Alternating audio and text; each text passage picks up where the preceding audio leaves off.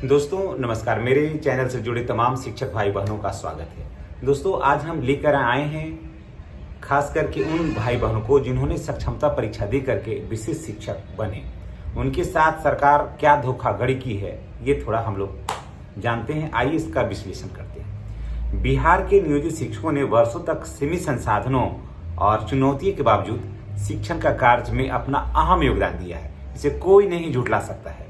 सरकार की ओर से उन्हें विशेष शिक्षा का दर्जा देने के लिए सक्षमता परीक्षा की प्रक्रिया जो है वो शुरू की गई। सरकार के द्वारा कहा गया कि 5 परीक्षा देना है, 3 ऑनलाइन देना है, 2 ऑफलाइन देना है। बहुत सारे शिक्षक जो थे सक्षमता परीक्षा दिए भी और देने वाले भी हैं, कुछ देने का मन भी बना रहे हैं, बहुत सारे नहीं भी देना चाहते हैं। तो छोड़िए, सक्षमता परीक्षा की प्रक्रिया शुरू की गई ताकि वे औपचारिक रूप से योग्य शिक्षक की श्रेणी में आ जाएं, यानी कि नियोजित शिक्षक से विशिष्ट शिक्षक की श्रेणी में वो आ जाएं। ठीक है, हजारों शिक्षकों ने सक्षमता परीक्षा दिया, पास भी किया, लेकिन परिणाम स्वरूप उन्हें जो मिलना चाहिए था कंटिन्यूअस सर्विस बेनिफिट, सेवा निरंतरता, उन्हें नहीं दिया गया, जो एक धोखा है सभी शिक्षकों के साथ में।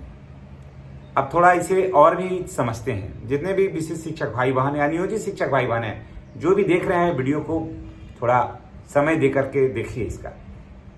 यह स्थिति न केवल शिक्षकों के आत्मसम्मान और उनके भविष्य को चोट पहुंचा रही है, बल्कि यह संविधान के समानता के अधिकार और प्रशासनिक प्रक्रिया की पारदर्शिता के लिए भी सवाल खड़ा करती है। कि आपने तो कहा था कि आप विशिष्ट शिक्षक बनिए, राजकर्मी का दर्जा आपको मिलेगा, लेकिन आपने दिया नहीं, भरपूर नहीं दिया। किसी भी सरकारी विभाग में, जैसा कि आप भी जानते हैं, किसी भी सरकारी विभाग में यदि कोई कर्मचारी विभागीय परीक्षा देता है, ठीक है, और अगली श्रेणी में पदोन्नत होता है, तो उसकी पूर्व की सेवा बरकरार रखी जाती है। ये बिहार में भी, बिहार के बाहर भी, अपने देश में और देश के बाहर भी, विदेशों में भी उनकी सेवा जो है वो बरकरार रखी जाती है, चाहे वो सरकारी सेक्टर हो या फिर प्राइवेट सेक्टर हो, दोनों में ये बात लागू होती है। लेकिन बिहार के विशिष्ट शिक्षकों के मामले में यह नियम लागू नहीं हो रहा है, जो कि एक तरह से धोखाधड़ी है। उन्हें नए शिक्षकों की तरह देखा जा रहा है, जो कि ऐसा नहीं होना चाहिए था, जिससे उनका वेतन कम हो गया, पदोन्नति भी बाधित हुआ, भविष्य निधि यानी पेंशन में भी कटौती होगा। अगर सेवा निरंतरता का लाभ मिलेगा तो पेंशन वहां से शुरू होगा जहां से उन्होंने सेवा दिया है, और अभी से शुरू होगा तो आज के डेट से शुरू होगा। तो सोचिए कि जो 20 साल सेवा दे दिए हैं उनको क्या बेनिफिट हुआ, फिर क्यों दिए सक्षमता परीक्षा वो। तो सरकार की बात को मान करके बहुत सारे नियोजित शिक्षक भाई बहन विशिष्ट शिक्षक बने, लेकिन सरकार उनके साथ क्या की, धोखाधड़ी की। ऐसे अगर ये जो पेंशन लागू होता तो कब से होता, 2003, 2005, 2006 से होता, कितना लाभ होता। लेकिन अब क्या हो गया, जब से आप ज्वाइन करिएगा, जब से विशिष्ट शिक्षक बनिएगा तब से लागू होगा।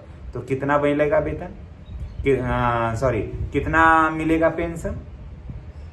34,540 वाले को कितना मिला? 1,600, 1,700, 2,000, और क्या, इससे ज़्यादा तो नहीं, इतना ज़्यादा मिलेगा भी नहीं।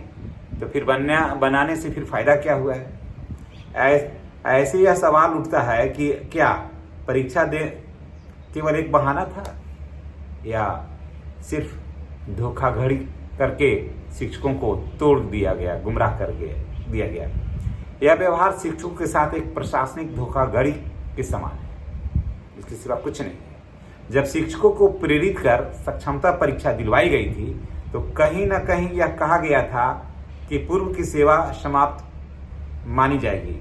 ये तो नहीं कहा गया कि आप दे दीजिएगा तब पहले का सेवा जो है वो आपका समाप्त हो जाएगा। ऐसा कह करके तो नहीं लिया गया। अगर लिया जाता तो शिक्षक नहीं देते, ये सब तो कभी कहे नहीं लोग, और उनकी सेवा, पूर्व की सेवा समाप्त मानी जाएगी, ऐसा कभी नहीं कहा गया कि भाई सक्षमता दीजिएगा तो आज के डेट से आपकी नियुक्ति मानी जाएगी और आज के डेट से ही सारा कुछ लागू होगा, पीछे जो आपने सेवा दिया है वो सब समाप्त होगा, ऐसा तो नहीं कहा गया था।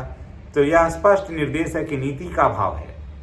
नहीं, नीति का अभाव नहीं है, ये नीति का अभाव नहीं है, बल्कि यह एक सुनियोजित अनदेखी है, समझ गए।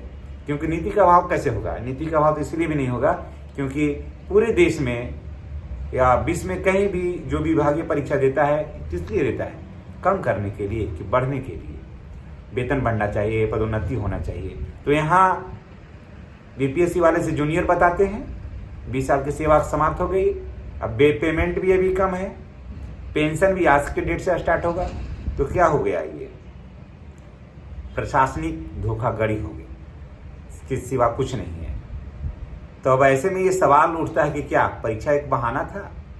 शिक्षकों को पुनर्नियुक्ति के माध्यम से उसके अधिकार से वंचित किया जा रहा है ताकि शिक्षकों को पदोन्नति नहीं किया जाए, उनको स्नातक ग्रेड पे में नहीं लाया जाए, और 8वां वेतन आयोग जो आ रहा है कि जो सिफारिश लागू हो रही है उसमें इन शिक्षकों को शामिल नहीं किया जाए।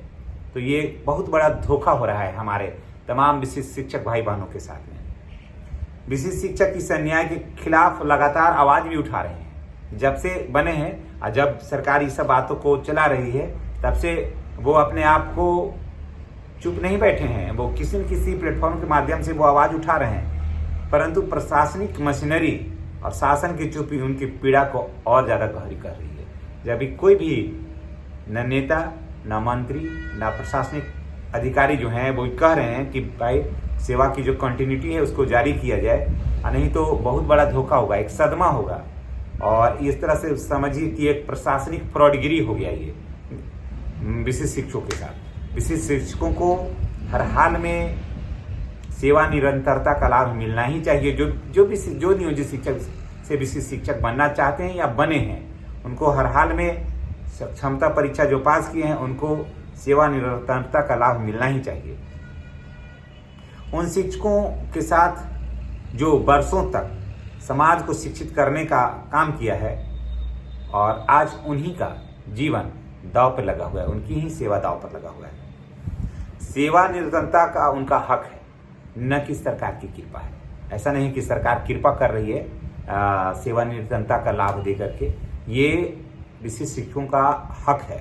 अगर सरकार शिक्षकों के साथ अन्याय जारी रखती है तो इसमें न केवल शिक्षा व्यवस्था की नींव हिलेगी, सरकार पर से भरोसा भी उठेगा, और यह न केवल लाखों शिक्षकों का भरोसा टूटेगा बल्कि सबसे बड़ा नुकसान आने वाला पीढ़ी को होगा कि सरकार के इस फैसले पर, इस तरह के फैसले पर कोई भी भरोसा नहीं करेगा। इसलिए मैं तमाम विशिष्ट शिक्षक भाई बहनों से मैं रिक्वेस्ट करूंगा कि आप थोड़ा धैर्य बनाए रखें और अपनी आवाज को गति दें, कारण कि सेवा निरंतरता का अगर लाभ विशिष्ट शिक्षकों को नहीं मिलता है तो ये बहुत बड़ा नुकसान हो जाएगा। और अगर लाभ मिलता है, अगर सेवा निरंतरता का लाभ मिलता है, सर्विस उनकी कंटिन्यूटी हो जाती है उनकी, तो पेंशन जो है ना 20 वर्ष पीछे से उस रेशियो से उठा करके आज की डेट तक मिलेगा। और जब मिलेगा ना तो शिक्षकों का जीवन जो होगा वो खुशहाल हो जाएगा और उसमें मजा आ जाएगा। और नियोजित से विशिष्ट शिक्षक बनने का अपना एक अलग रुतबा हो जाएगा। लेकिन सरकार ये चाहती नहीं है, सरकार ये चाहती नहीं है कि उनका सेवा जो है निरंतरता का लाभ हो, कारण कि उनको प्रमोशन नहीं देना है, जो शिक्षकों को नीचे दबा करके रखना है। और आप देखे होंगे कि उसमें साफ कई लेटर में है कि विशिष्ट शिक्षक जो हैं वो बीपीएससी वाले टीआर 1 से या टीआर 2 से जूनियर होंगे, है ना। जब सेवा निरंतरता का लाभ ही नहीं मिलेगा तो हो ही जाएगा उस हिसाब से, क्योंकि ज्वाइनिंग डेट नया है। तो इन्हीं बातों के साथ हम आपसे विदा लेते हैं इस भारी मन से, इस बुझे बुझे मन से, कि जिन्होंने भी नियोजित से विशिष्ट शिक्षक बनने का ख्वाहिश देखा, उनके साथ अभी वर्तमान में जो सरकार कर रही है वो किसी भी दृष्टिकोण से उचित नहीं है। और मैं तमाम पदाधिकारियों से, खास करके मैं अपने माननीय मुख्यमंत्री से भी मैं ये गुजारिश करूंगा कि विशिष्ट शिक्षकों को सेवा निरंतरता का लाभ दीजिए, ये उनका हक है। ये उन्होंने 20 वर्ष का सेवा दिया है, 20 वर्ष से अधिक का सेवा दिया है विद्यालय में, उनको तो मिलना ही चाहिए। अगर नहीं मिलती है तो ये बहुत बड़ा अन्याय होगा शिक्षकों के साथ। दोस्तों, इसी के साथ हम आपसे विदा लेते हैं। नेक्स्ट वीडियो में हमारी और आपकी पुनः मुलाकात होगी। और अगर आप चैनल पर नए हैं, जितने भी विशिष्ट शिक्षक भाई बहन हैं, अगर चैनल पर नए हैं तो चैनल को सब्सक्राइब करके बेल आइकन को दबाइए, ताकि हम और आप एक दूसरे से कनेक्ट रहें। वीडियो के अंत तक आपने जो समय दिया इसके लिए आपको बहुत बहुत धन्यवाद।